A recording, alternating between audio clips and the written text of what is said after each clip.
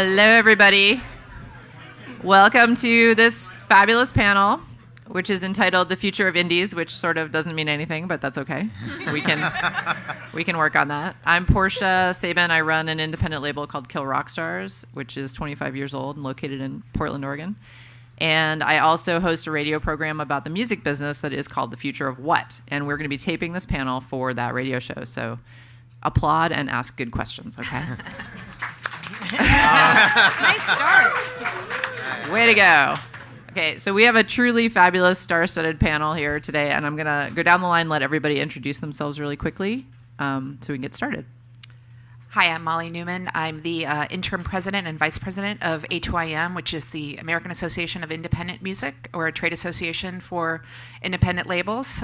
We have about 360 record label members. We have about 160 or so associate member companies, which are people who want to intersect and engage with the independent community.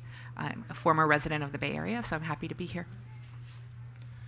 My name is Bruce Pavitt. I'm the founder of Seattle's Sub Pop Records, and I'm currently the creative director at 8STEM, a company which is going to be introducing an interactive digital format for musicians.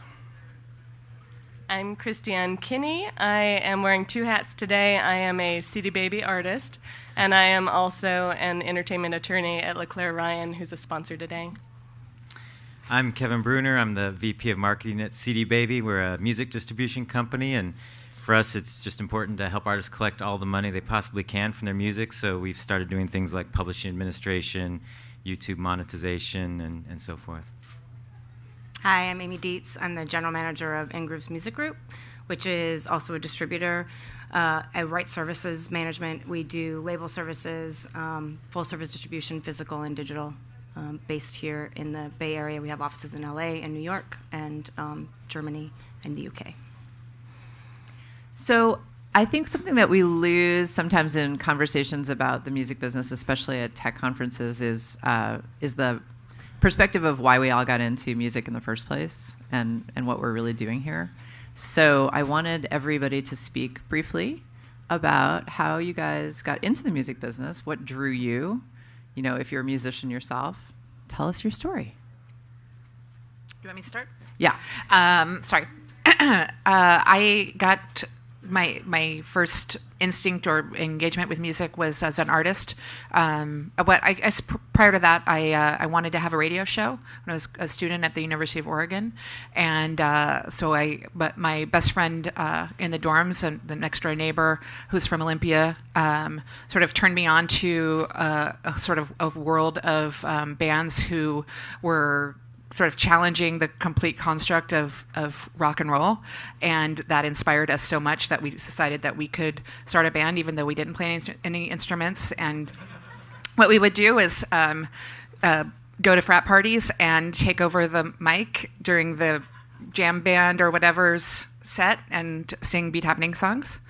And it was really rude to a lot of people, but we enjoyed it so much that we decided to make that a real band. And so that's how I got started. And we had a fanzine, and we were very influenced by feminist theory and women's studies, and sort of connecting with other women who were making music and identifying areas of a lack where women weren't necessarily producing or running record labels or running distribution companies, and that became part of my lifelong mission, which is about continuing to improve myself and hopefully leave a little bit of a trail of sort of an idea that other people can do that. What was your band called, Molly? Oh, Bratmobile was my first band.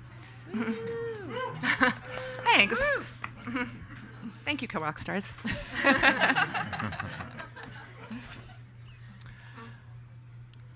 I bought my first record player when I was 9 years old, and I started spending all my money on records. During my 20s, I had no car but I had a very large record collection. So I've always had a really deep, fan-obsessive relationship with music. When I was 21, I moved to Olympia and got a radio show at Chaos FM. It was the only station in the world that prioritized independent music. And I started a radio show called Subterranean Pop, where I started playing indie music, and the next year I started my own analog blog, also known as a Xeroxed fanzine. And what I did is I started reviewing a lot of records that nobody else is reviewing, and I realized that in every city in the country, bands were putting out records. And if you're from Milwaukee or Austin, Texas, etc., very few people were hearing about your music. So what I did is I organized all the records regionally so you could flip through the zine and see, oh, this is what's going on in the Midwest, this is what's going on in the Northwest.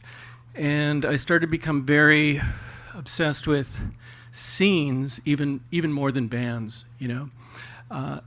That zine transitioned into cassette compilations and then a record label that I started releasing records by Seattle bands out of my bedroom in Seattle, and worked with Nirvana and Soundgarden and all sorts of bands, and that all blew up. But my whole passion for community was part of the story, and I continued to be obsessed with regional cultures and communities, and that's kind of what got me into music business.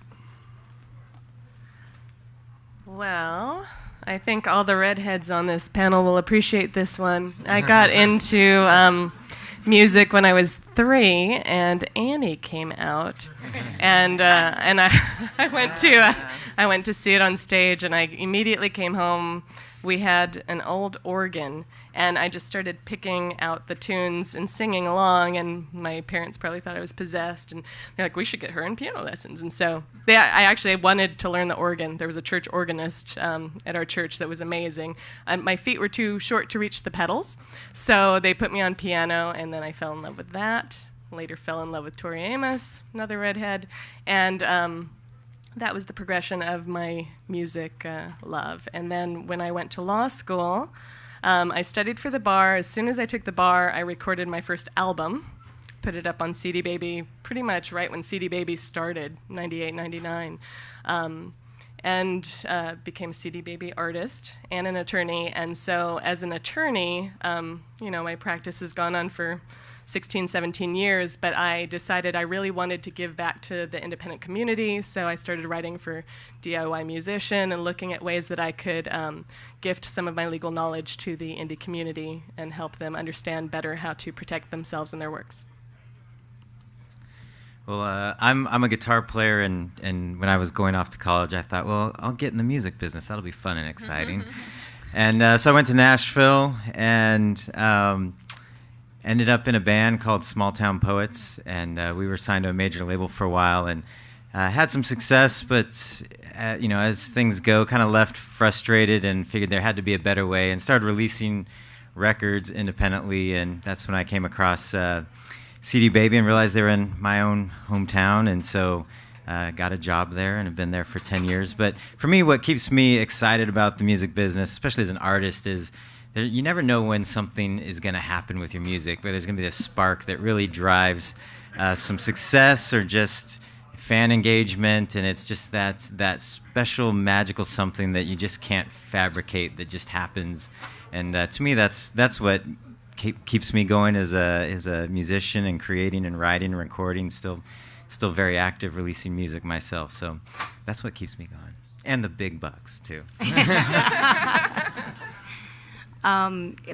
You'll probably notice a theme as we'll talk about this. I grew up in Minneapolis, which has a very rich music history. Twin Tone Records, Amphetamine Reptile, Replacements, Husker Du, Prince, of course, you can't forget.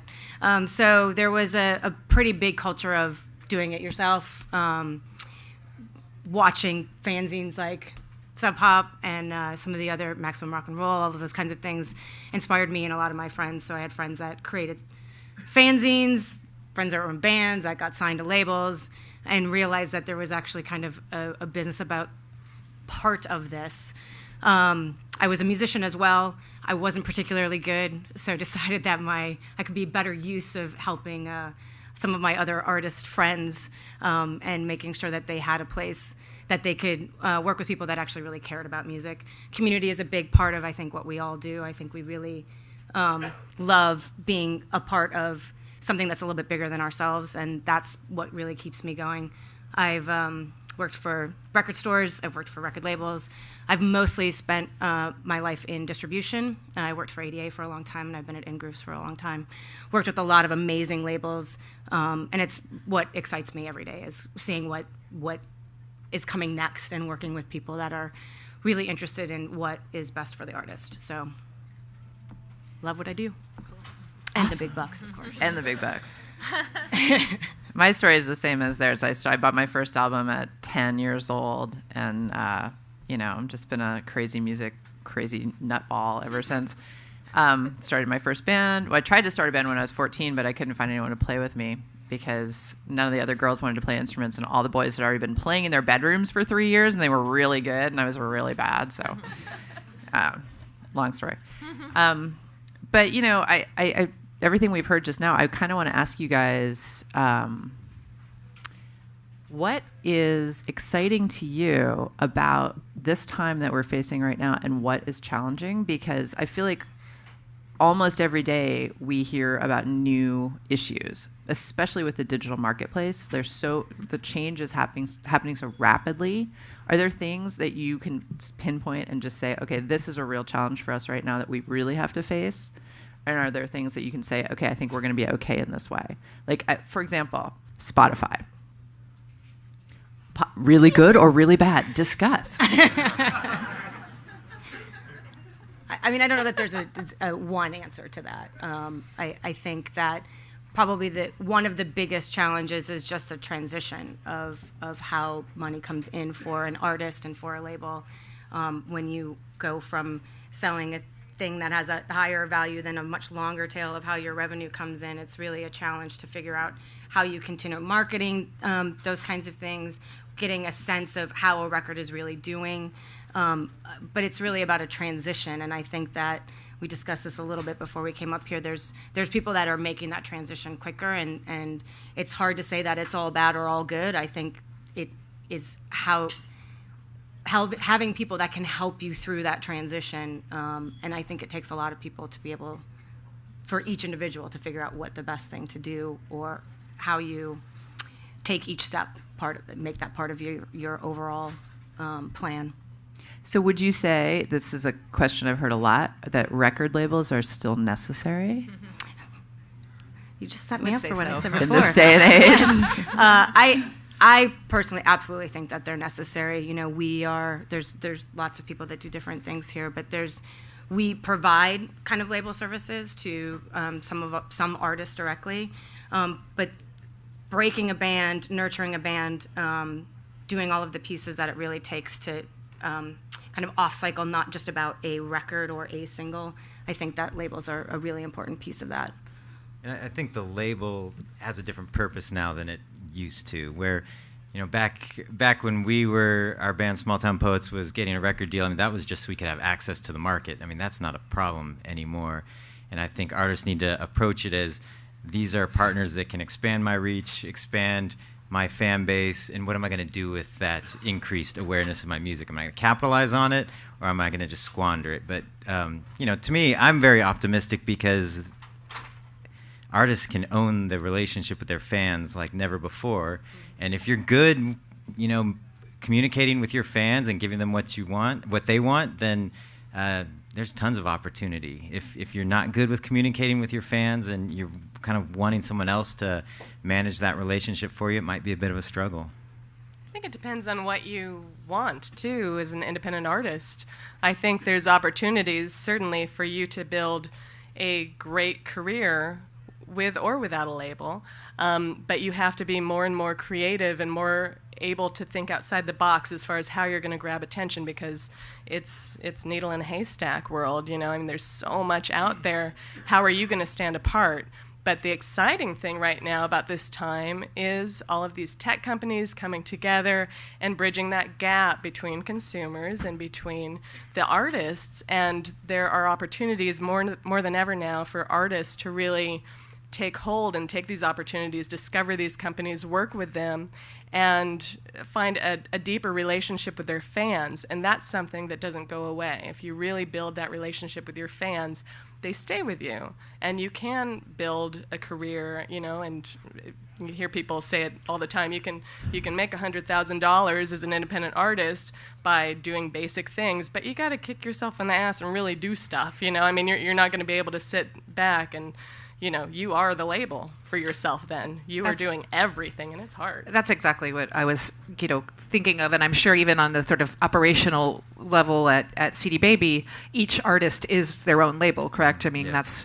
I worked in the digital services side for many years, and that's, there's always been that framework. So even if you are, just Chris and your label, that's you as well. And I think what's necessary now is really to give everyone the access to information, the access to understanding what's happening, because the challenge is, you even if you're a tiny artist, you're probably generating thousands of transactions at some marketplace, and what do you do with that? It's, and so I don't expect that everyone has the skills and, interpretation, and even established record companies may still be challenged by that. And so I think that's where our organization is aiming to come into play and to help facilitate that understanding and to make sure that your artist-run labels are, understanding exactly what's happening and optimizing all their opportunities. I think artists that are skilled in creatively drawing attention to themselves can potentially do well without a label.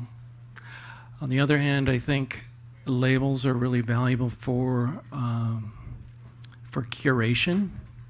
I think we could ask ourselves, does society need art galleries? Well, I think they do. I think we do. It's all about the curation. I love going to 4AD and checking out what they've got because I kind of like their vibe, and the curation helps me to navigate the millions and millions and millions of songs out there.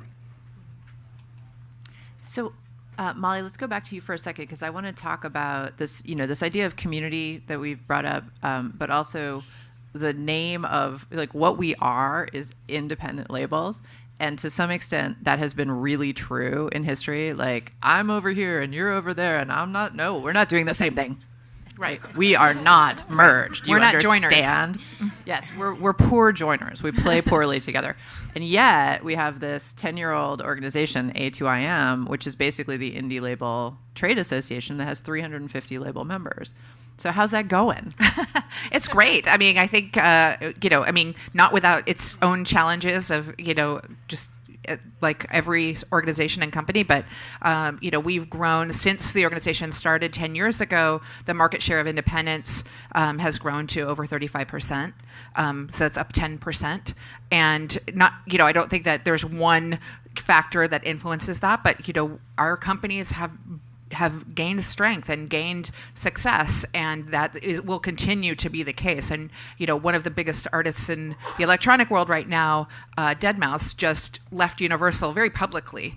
Many of you might have seen it in the news, and it was sort of shedding, and there might be some lawsuits, who knows. But they are now starting. They've had their own label, but now it's something that they're taking really seriously. And I think over the next couple of years, the goal will be to continue to, establish the strength of our world and see how we can continue to chip away at market share, not because we're playing a numbers game and we're completely focused on that, but because that's currently the only measurement that really is interpreted. One of the things we were talking about is our industry is very kind of loose in success metrics, I guess. We don't know what actual revenues are at any level, and there's a lot of opaqueness there. So, we'll see if that changes too. But I think it's going well, to answer your question, but there's still a lot more to do. Of course. And this is for Kevin.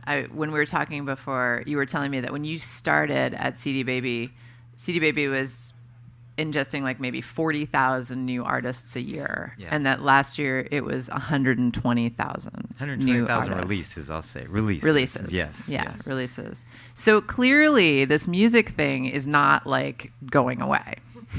Like, people are still interested and still trying to get into the business. So what would you guys say? What's your advice to, because everyone always wants to know, what's your advice to young artists trying to get into the business? I mean, I would say that if you're trying to get in the business, one, you need to be good at your art. So I think one of the downfalls of modern technology is artists will be on the road to something, and then they'll spend all their time on Twitter, Facebook, and all the things that you need to use to connect with fans, but sort of stop developing themselves as an artist. It's still a long journey, and I think you need to plan for the long journey if you want to build a catalog that's going to gain value and build fans over time. So, I mean, I think it starts with understanding that it's probably not going to be success overnight. Most of the artists I talk to that have been using CD Baby for a long time, a lot of the things that they have in common is, one, they have a large catalog. They've really spent time developing their craft over years. And, the kind of other piece is usually there's a YouTube component too. It's because it's just a medium that's really a great platform to communicating with fans. But I think you gotta be in it for the long haul and continue to develop yourself as an artist, because your art has to be good. I mean, if you want people to connect and latch on to what you're doing and support what you do, it's got to be good. Anyone else? Yeah, let's get more advice. More advice, please, Chris. I mean, I think that's exactly right. And Bruce was talking about curating. When you're at the level where you're choosing to do this yourself on CD Baby or the other one, or there's several independent platforms that you can choose. You are your own curator, and that can be dangerous as an artist because you don't always hear things the way your fans are going to hear them. So I would say vet your music. Try it out on stage maybe before you just post everything online. Sometimes people post really bad quality videos. I'm guilty of this too. Everybody does it. They just want to push content out. But I think to be successful, you have to focus on the quality and really vet your stuff to people and see what the reaction is. If you've got, 10 songs in a set list and the fans are really responding to one, do the single for that one, but make it really good. Focus on quality and people will pay attention. Any other advice? Anybody? I mean, I think there's tools that you can use depending on any one of these platforms of trying to really identify who your fan is and who is responding to what you're putting out in the marketplace. Whether it's do most of your fans follow you on YouTube, or are they responding to Twitter? How are they responding to you, and identifying where you can engage with them and making sure that you're actually taking care of your fans, whether that's 5 people or 5,000 or 50,000. Being aware of those things, and I think there's just a lot more data than there has ever been. We can talk about that till we're blue in the face. But there's a lot of areas that you can actually gather that intelligence, whether it's on your own by watching your own accounts or using the tools that are supplied from, we give a lot of analytics back to our labels and to the artists that we work with. Using that to the best of your ability to make sure you're making some decisions about how to continue to build that fan base. I'd also add that you got to learn how to tell your story about who you are. We've mentioned that last year there was 120,000 new releases through CD Baby. That's a lot, and we're not the only game in town either. So there's a lot of new music being released, and I know the biggest frustration artists have is like, how do I break through?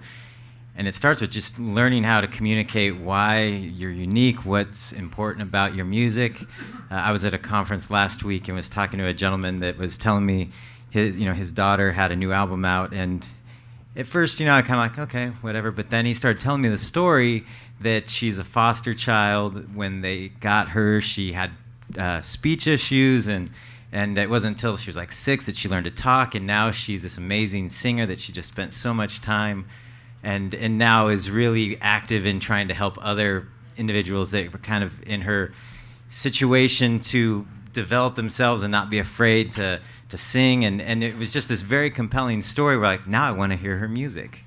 And instead, when the conversation started, this was just another person that had an album out. But then now I'm very interested in who this person is and what they're about. And I think artists spend so much time going, buy my music, without like, tell me a compelling story. Why should I care? Start there, and then you'll see a difference in how people react. I totally agree. I'll take this opportunity to share an anecdote with you. This is somewhat related, but the essential point being that you need to distinguish yourself. And oftentimes, artists, at one time, but back when I was with Sub Pop, I left Sub Pop in 2000, but in the late 90s, we were doing a Sub Pop showcase at the Crocodile. And there was this one local band that wanted to get signed, okay? And so what they did is at the showcase, they hired a bunch of homeless dudes to picket the showcase. Essentially, sign such and such. And I can't remember the name of the band, and no, we didn't sign them, but I thought, no, okay, for $10, they got my attention. And I'll give you one other anecdote. I'll give you dubious, but you know, that's kind of the name of the game, is what I'm saying. It's like, how do you get people's attention? And that's almost as important as being talented. Okay, just ask Courtney Love. I got one other anecdote I got to share with you. So a few years ago, I'm like, I want to have my own domain name, brucepavitt.com. That would be cool. And so I tried to buy it, and somebody had bought it, right? And it was a guy in Indiana who wanted me to listen to his demo. Wow. And so he flew out from Indiana, and I met him, and I listened to his demo, and he gave me my domain name. Yeah. So this is what I'm talking about, creativity. That's funny. This is an anecdote of what not to do if you're trying to get signed. That may be what to do if you're trying to get signed. But don't have your mother email me and try to set up a meeting, because that's just embarrassing. I took the meeting, though, you know, whatever. I did. And the kid turned out to be 17 years old. So I was like, oh, well, sort of. Although, you know, I do think 17-year-olds have fingers, and I do think they can type. Pretty sure. But, yeah, that was... Did that 17-year-old really know that her mom went and did that? It was a guy, and he flew to America to see me from South Africa. Wow. Yeah. Don't do that either. Just don't do this. Too much pressure on me. I can't take it. So let's talk about... since we're at San Francisco Music Tech Summit, and we're in a room probably with a whole bunch of people who are interested in technology and people who've got great ideas for new apps and stuff. What would we, as people in the music business, want to tell people who are developing new apps and new technologies? What do we want to tell them? Or what advice would we give them about music and the business? The first piece of advice I'd give is artists don't want to show your app for you. And a lot of people come to us like, we've got this great app. And they think it through just trying to get artists on board to use this app. But they haven't figured out a plan on how they're actually going to get users so the artists will care and want to use their app. They're like, well, the artists will bring all their fans to use our app. And I'm like, no, they're not. The artists use Facebook because all the people are there. If you want artists to use your app, get the people there.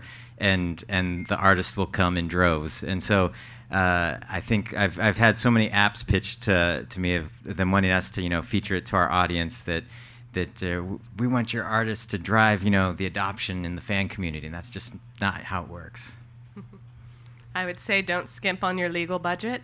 But seriously, don't skimp on your legal budget. I mean, if you look at the rock stars of the tech world, and Google, how many times they've been sued this year. These are the people at the forefront that are fighting to kind of pave the way here on how these tech worlds are going to interact with the record labels and with all the rights owners. But there's so many people that I see doing shortcuts that get into bad trouble and just get shut down because they can't afford it. So just be cautious and aware that you do have to walk a fine line between building a really cool app and getting permission to do what you want to do. I'm involved with a company that's creating an app. Hi, Bruce. I'm an attorney. My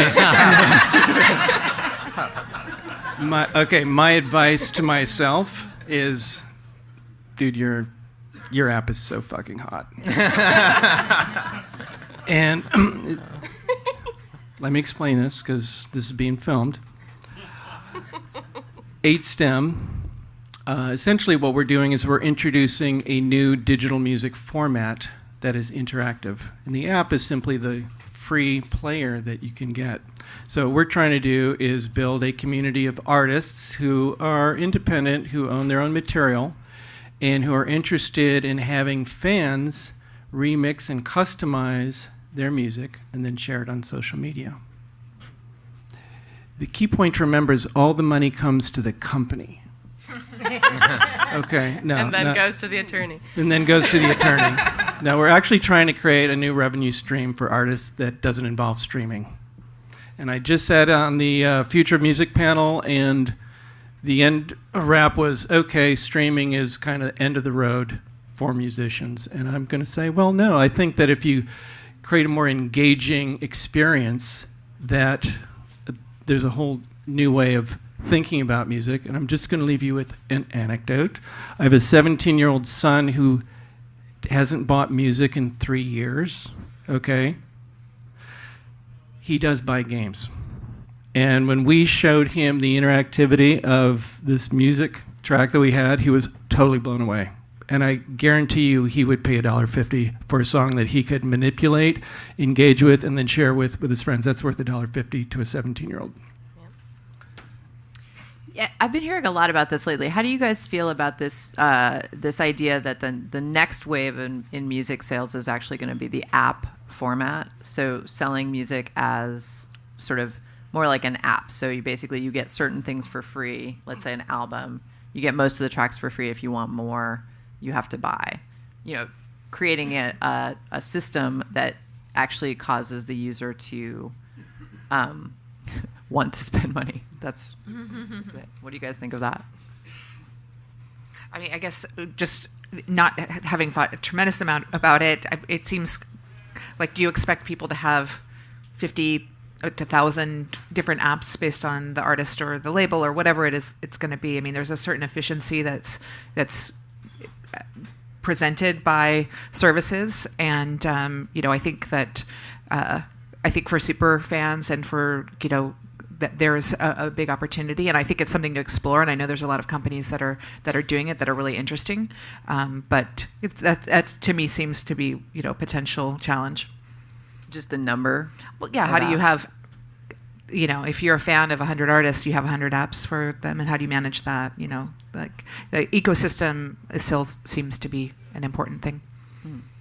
I think it is part of that out of the box thinking for artists too, and it's something that's monitoring the market right now and what consumers are interested in, and that's important because Apple changed the game, and and now everybody's changing the game again and again and again, and so we have to look at consumer boredom levels. Really, like, people don't want to buy a whole CD, they don't even want to buy a single. Like Bruce said, interacting, with stems and creating something and feeling like they're contributing to some creative process, that is something that you see more and more with consumer interest.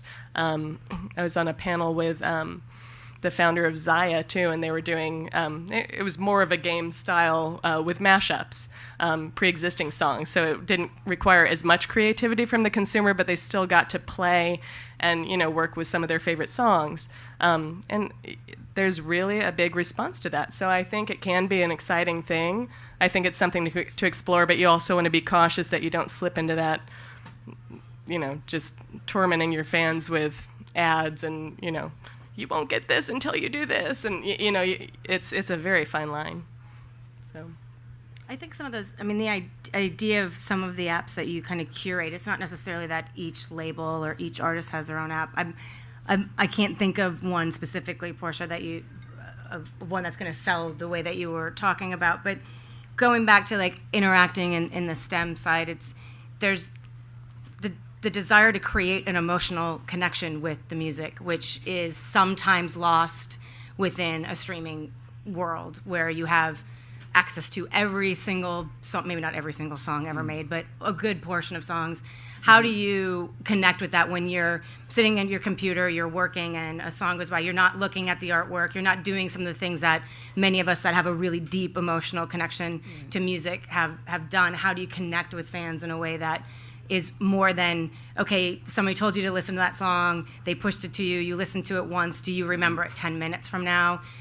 Maybe you put it in your catalog, maybe you go back to it, but if you have if it's an app that just, the idea that there's other content, maybe you interact a little bit differently. The stems is you are then interacting with the song that creates a potentially more of an emotional connection, which is why people like vinyl too. I really hear what you're saying. And I think right now with streaming, it's just watching my son, music is just ubiquitous. You turn on the tap, music comes on, and it's not really valued. When I was his age, I would be taking the train into Chicago, going to Wax Records, spending 3 hours to find that one record. Then I would come home. I would have spent an entire day getting a song, okay? And so then that band would be really important to me, you know? I would have made this pilgrimage. I come back, would put it on my altar. So it's a much deeper connection, and I think that's one of the reasons why vinyl hasn't really died and it's kicking back up again, is because the vinyl experience is different. It's deeper. You're looking at the art. There's something in your hand. You're reading the liner notes, and you're taking time out from other stuff to be with the music, and I think that's a real value of vinyl. I think, and part of this is like there isn't one answer to any of these things. Everything I just said doesn't mean that streaming is bad. I mean, I love the idea that I can go down some rabbit hole that started, yesterday was a terrible rabbit hole of 80s metal that just spiraled out of control and ended in sabotage. So I love that idea that you can do those kinds of things. So it's how do you put all of the pieces together? How do you make sure that you're, as an artist and as a label, you're involved in all of those areas? You know, certainly from our perspective of some of the things that we do, it's making sure that you understand what some of these next platforms are to be able to give our artists and labels the opportunity to participate in them.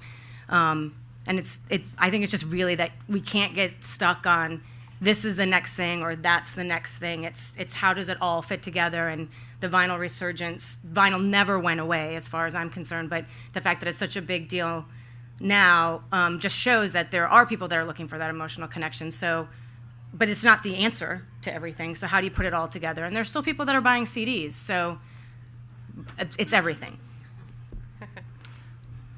This is such an interesting thing that we do, because basically music is very personal, right? I mean, we've all talked about our own personal connections, how we got interested in music.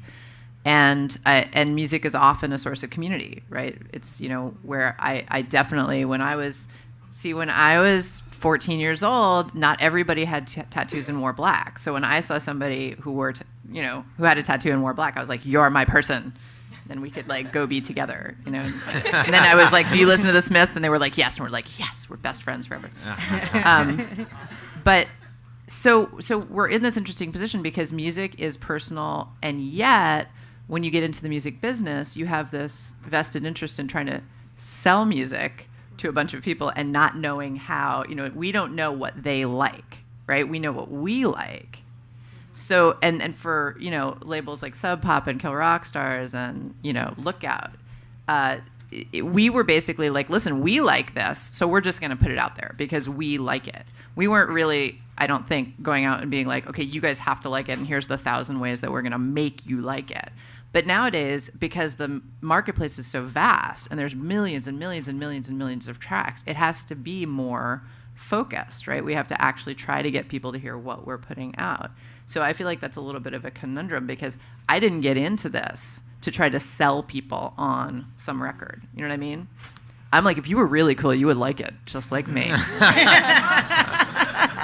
I think there's a disconnect, too. Just there's a societal disconnect from where we were to, you know, the future of indies. It might be a little sad. Like, when I was a kid, you would sit around with your friends and listen to vinyl records, and there was this experiential connection, and now everybody's on their phones, and you're not communicating with people, you're, you know, Skyping, and more and more there's a disconnect with people. So when you talk about this emotional connection with the music, and building apps for people to play with, it's the sad state that is the emotional connection now, is through a phone. And I think that's why the performance element will never go away, because you still have to go and see live music and experience, and that's the experiential thing. And I think there's opportunities for artists to really get back to the heart of what music is for people and try and figure out how to bring back that emotional connection. You know? I think that I agree that there's more people like listening. You know, you don't listen necessarily the way that you don't go to spend the entire day going to find a record and then listening to it with your friends. But I still think that there's emotional connection that's happening. I think that there are communities, and that's where the community part becomes important as an independent artist. It's the shows. When you think about how big the festival business is at this point, how do you take that and bring it into, for you as an artist, how do you incorporate that into your world? And I think that's where some of that emotional connection is. I think it's coming back around to some of that being in person, and some of the labels that have actually been created around shows or around a particular studio that has some community element to it as well. Different parties that have become actual record labels. So there is a community aspect to it, but I think it's just different than some of what many of us grew up with, and some of it's actually coming back a bit. So. Right. Good point. I love the fact that the Bay Area label Dirty Bird does these barbecues, like in Seattle, 2,500 people rocking some house music at very high volume with barbecue. Like, okay, I'm really sad I missed that. I'm going to go to the next one. Well, you were saying, Portia, the idea of selling, and Bruce, you earlier were talking about kind of the label having a flavor, and maybe the future of the independent label is more about being a community leader and bringing those people together around barbecues and cool music that they look to you to build these playlists and these collections of artists, and it's less about marketing and selling. I like the sound of that.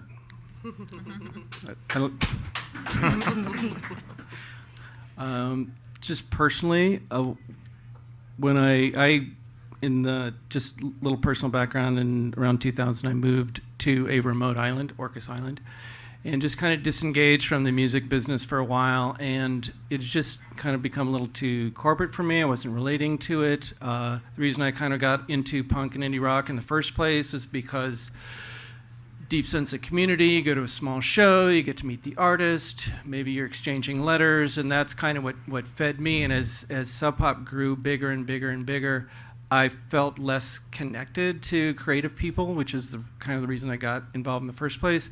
So I started going to different music festivals, especially Burning Man was a really good one, and I recently went to one. Maybe some of you check this out, Symbiosis. I went there this year, and it was just such a great party. And here you have like Symbiosis, 14,000 people. You've got workshops, you've got music, you've got sculpture, you've got great food. You're camping, you're living with people. It's the ultimate expression of like building community. It's worked on an even deeper level than going to like an indie rock show. So that's personally what I've been doing, because I do crave community. That's kind of really what a lot of this is about. And on that note, I think we're going to bring the community into this. I think we're going to open this up to Q&A. And we have a mic right here, so go right ahead. I have to be somewhat amused at this conversation because all of you are professionals in this business. I've been doing something in the music business called radio since I was in college. Okay. How many people here have discovered somebody new through the radio? Why is no one from radio part of this conversation? I've had this conversation with Brian. Why is this a forbidden word among you people? You don't bring. Wait, let me finish, please. Okay. You don't bring up radio as a community force. There are thousands of radio. I did actually when I started. But you'll and then there's vinyl, and then there's building a community, and what the thing we did as curators, as DJs, as music directors, And I could give you a long list of acts that I personally helped, even on indie labels, before a big label discovered them, to get their careers started. Where is this in the story here? And where is the idea that if vinyl's coming back, what's the other part of it? Now, I'll tell you that corporate radio did screw the pooch. Corporate radio did take the DJs out of the equation and centralize the music decision-making, so no local places could actually break records. That dynamic is changing because the big corporations are losing their value and selling their radio stations to, again, local groups. So the rest of the story is at DJ Lobster. I see you crawling towards the microphone here. Very hard to get the microphone. Yeah, what's your opinion about radio, and how does that work in the future? Local radio, 1, 2, 3, 4, 5, 6. I think the better question is, why isn't someone from YouTube up here? Because that's where things are happening for independent artists. I mean, I know that's because it's for independent artists. How many independent artists are getting on radio? We're on the radio, just FYI. This is a radio show that's played on the radio. Yeah, no, we're on 5 independent, community radio stations around the nation. This show, this show, what we're saying right now, will be on the radio. I would love to respond to this. Okay, personally, I want to really thank you from the bottom of my heart for your comments, because this is something I've been thinking about for a very long time. Okay, I grew up in the 60s listening to radio, and it was fucking great. Okay, it was awesome. Dylan, Stones, James Brown, it was just incredible. So that's one of the reasons I fell in love with music, because radio was so good. And the whole history of indie music in America, it's all about regional scenes with DJs, breaking bands, and the whole mass centralization of the airwaves, I think, is an abomination, and it really pisses me off. Personally, I'm a huge fan of KEXP, based in Seattle. Just an amazing station. They have a great community. It's global now because they stream, and I think they have a huge impact on people's, is one of the highest rated stations in Seattle, even though it's essentially, community radio. So I think your points are really, really well taken. I really respect what you're saying. And I would just quickly add that, to your point of the commercialization and the centralization, the barriers for independence continue to be very significant.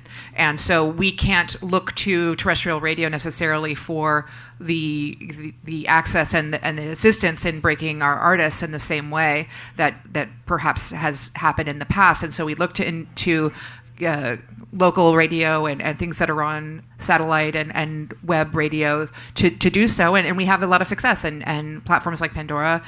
So we look at and I think YouTube serves that function similarly. So I think that's, Bruce did mention chaos in the beginning, and obviously this is we all come from that. I believe some kind of influence and inspiration from the radio community, but we can continue. Absolutely. Yes, and they do. They do. Yeah. And they do. And they do. Yeah. But Absolutely. There's other paths as well. So. Yeah. We know. Another question? Okay. That's a good question. Yeah. My question is just for Bruce. I saw in an interview that you had said that you would like to see in an iTunes top 10, see 5 or 6 songs in that top 10 be from independent artists. What do you think it would take for that to happen, and are we getting any closer right now? Wow. Yeah. What's fascinating, the paradox right now, is that there's so much indie music out there. So it's a great time for indie artists. You can post stuff on Bandcamp and get it out.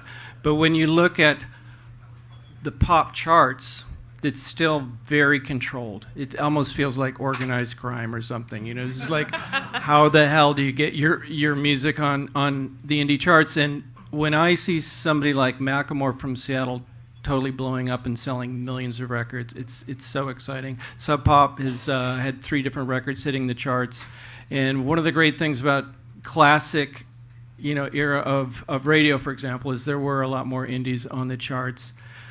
And I keep vacillating back and forth between, is the wall coming down or not? And Molly, you'd probably have a better feel for that than myself.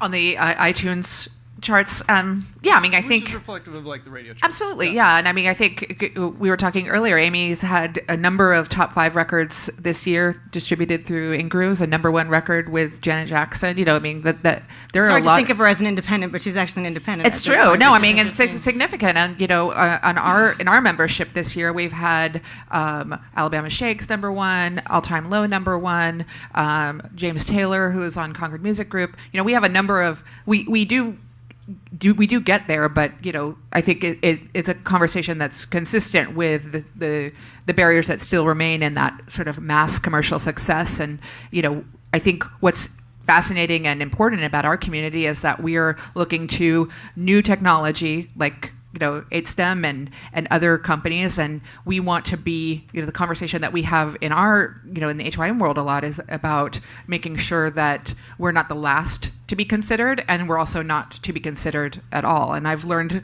over the course of my career, many times when different companies that I've been at have tried to do either, and it's really challenging. We are content and artists and labels that must be included in every service, but we can't be considered in a different commercial sense.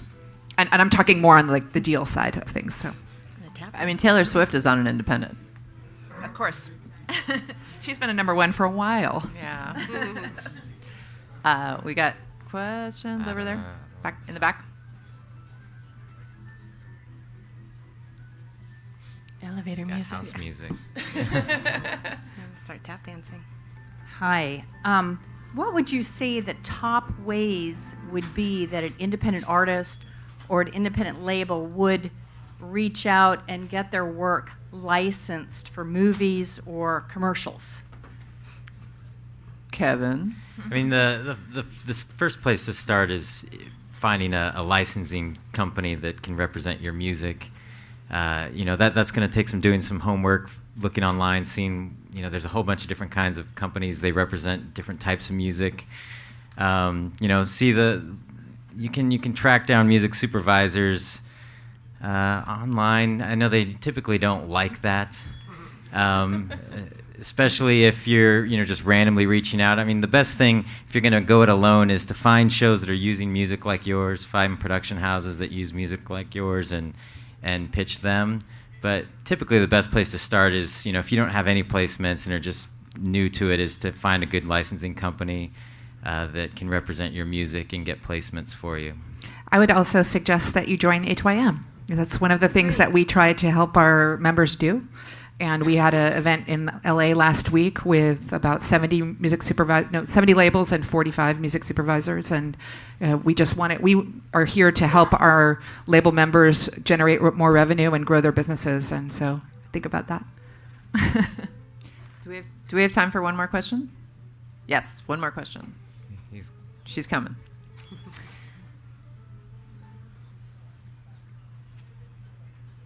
Talk about some of the challenges that independent hip-hop has to deal with, where there's kind of this tendency of when independent hip-hop artists, at least lately, get big, they get swallowed up by a lot of the majors. It's almost like the biggest independent hip-hop labels from the 90s and the aughts are kind of dead, kind of gone. Talk about some of those challenges. Well, I think Run the Jewels is a really good example of how somebody's done it recently in a very successful way. And they did it by cobbling things together. They didn't go just one channel. They didn't just pick one label and have the label do everything. They worked with a whole bunch of different companies, and they really visualized how they were going to make that album happen. And they were incredibly successful. So I think there's some really interesting things that are happening in hip-hop in general. Some of it does get swallowed up maybe when it's bigger, but we work with a lot of smaller kind of teams of producers and different hip-hop artists that are really interested in, it's been lots of actually really interesting conversations, because often they're not that interested in actually getting their music up on iTunes or any kind of the traditional ways. They are interested in getting it up on SoundCloud. They want to put mixtapes. They want to be on streaming services potentially, but they're trying to build a fan base, but they're kind of less interested about how you can actually make money at it. And that's what we found, a lot of people talking about that and having actual conversations where you can go, we can help you do this, and you should put your music everywhere. Don't limit yourself from just putting out the mixtape or just being on a streaming site. For us, it's one of the most.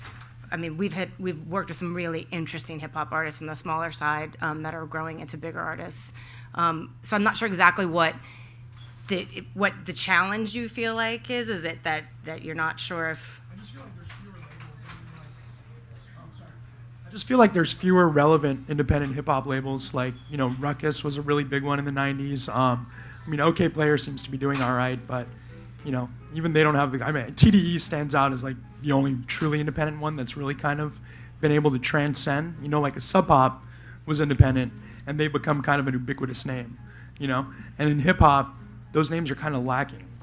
Whereas in the late 90s, they were staples. I mean, it occurs to me that there are some records that maybe they're still artist-run labels. Like, The Game was #1 last week, I think, with 2 records or 2 weeks in a row. With distributed by E1. So it may just be an issue of perception, or that they're not getting credit for being independent because they're sort of big stars, or they used to be on big labels or whatever. But I think there is a certain amount of success that maybe isn't getting the credit it should. Okay, well, thank you guys for coming, and thanks for all the panelists, and thanks for being on The Future of What.